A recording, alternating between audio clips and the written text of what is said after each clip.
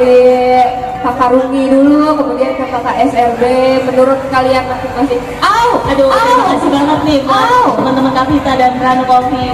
Terima kasih, ini kita dapat sponsor dari Ranu Coffee. Terima kasih Ranu.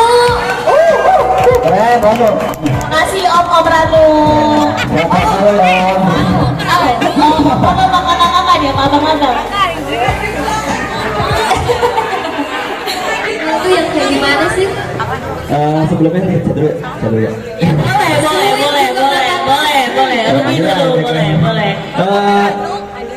Kita malam ini pendidikan formal ini kan ada di Indonesia ini ada pendidikan non formal, ada formal. Nah ini terakhir informal. Menurut saya informal ini sangat menarik karena di zaman sekarang anak-anak di usia dini itu ya harus dia bergerak di informalnya karena dia leluasa tidak di formalnya. Kalau di formal sih ya mungkin mereka bisa aja tertekan dengan pelajarannya. Dan kalau di informal tuh yang kayak apa sih? Oke. Kayak JJ ya, levelnya bicara pendidikan yang formal di generasi Gen Z. Mungkin seberapa pentingnya gitu ya? Kalau menurut aku dan teman-teman SRB itu penting banget karena kenapa? Karena di generasi Z ini doang yang mengalami masa pandemi COVID, nggak merasakan pandemi ya. Belajar dari rumah kayak gimana nggak merasakan. Terus juga sosmed juga belum secanggih ataupun sejahat seperti generasi Z ya. Jadi pendidikan yang formal ini kan pendidikan yang tidak didapat di sekolah formal atau pendidikan formal. Itu bisa didapat dari lingkungan, keluarga dan sekitarnya gitu. Jadi kalau bisa ditanya penting banget sih di era Gen Z ini ya. Penting banget. Apalagi kemarin COVID 3 tahun ya. Betul, itu bikin jenuh banget. Sekali. Pasti adik-adik itu main HP, main gadget, main sosial media. Bener nggak? Bener nggak nih teman-teman yang punya adik mungkin? Atau mungkin teman-teman yang masih belum? Oke, tadi aku dengar ada di sekolah di Indonesia itu ya ada 3 berarti ya, sekolah formal, non formal dan informal. Iya betul. Nah kira-kira pasti kan ada perbedaan ya dari ketiga itu ya. Nah yang paling mencolok supaya kita bisa membedakan mana non formal dan informal itu bedanya apa? Mungkin kalau formal dan teman-teman formal dan non formal itu bisa dibedain ya. Formal mah pasti sekolah yang konvensional, SD, SMP dan segala macam. Tapi kalau non formal dan informal itu apa bedanya tuh? Dari mana dulu nih? Cuit. Sama langsung ini ya, ngomong ya. Oke, perbedaan non formal dan informal ya, begitu ya Kak? Iya.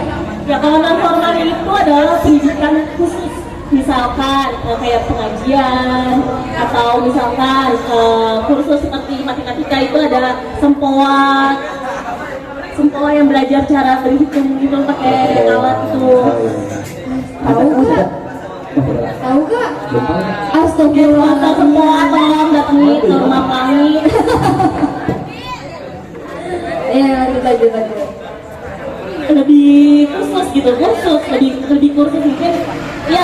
privat gitu. Jadi kayak pendidikan non formal itu bisa dari les musik kayak gitu. Tapi kalau informal ini itu adalah pendidikan yang dapat dari lingkungan, keluarga, Lebih ke alam. iya.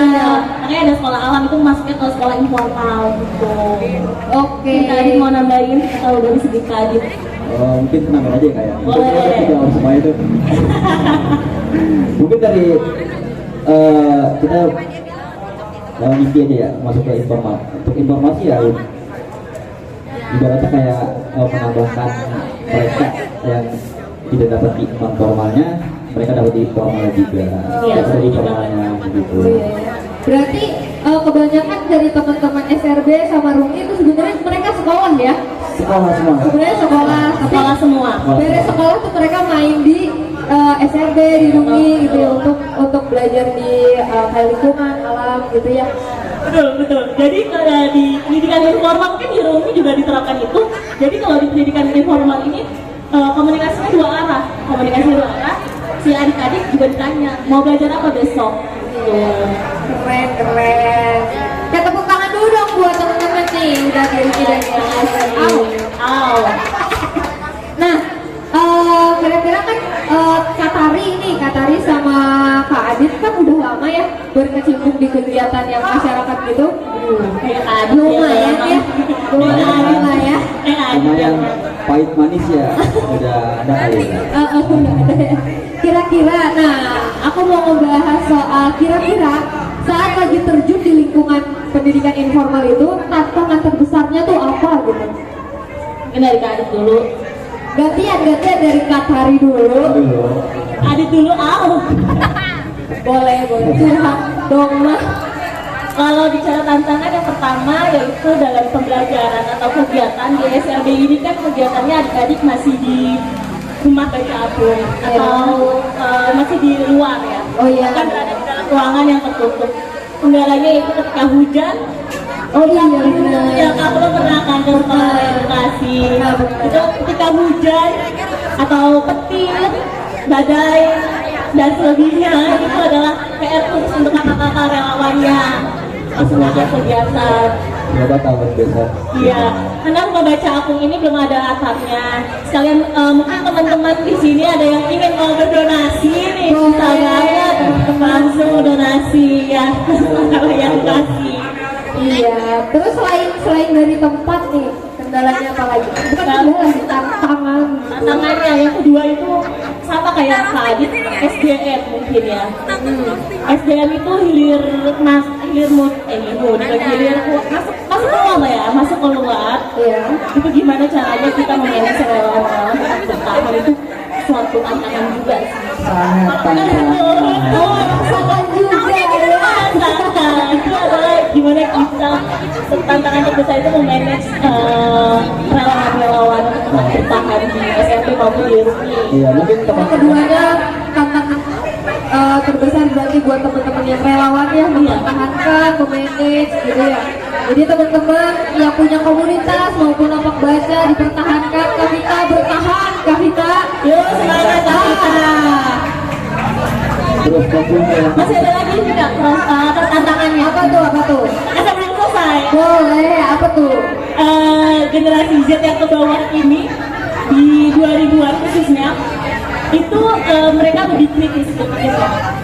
Jadi ketika kegiatan atau pembelajaran yang mereka dapat di sekolah, ada yang beberapa menerimanya dengan senang, ada yang beberapanya mengkritisi. Itu gimana caranya kita untuk menjelaskannya ke mereka dengan sederhana agar bisa dimengerti oleh mereka. Itu sebuah tantangan ya, karena kan ini mereka nggak biasa dapat di sekolah formal, kita dapetnya di pendidikan formal. Ini berjalan gitu, mungkin kadang-kadang Kak Adi, Kak Tari sama teman-teman kecil tuh nanya di sekolah Iya. ada apa sih, kurangnya apa sih? Nah mungkin Iya. kalau menurut cara dari kacamata Kak Tari dan Kak Adi itu sejauh ini sekolah informal yang ada ini kurangnya apa gitu? Mungkin dari zaman sekarang mungkin anak gampang songong, mungkin etika yang harus di ini kan apa gimana gitu.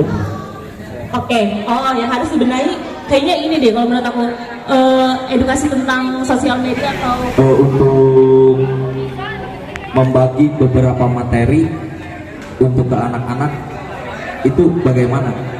Jadi kayak misalkan si ini umur 5 tahun, yang ini umur 8 tahun. Jadi biar nggak salah sasaran itu kayak gimana? Apakah di kelasnya dipisah atau disatukan? Apakah setiap kegiatan semuanya dicap pukul rata aja? Itu aja sih. Terima kasih. Wassalam. Waalaikumsalam warahmatullahi Tuh, wabarakatuh. gimana cara? Baik.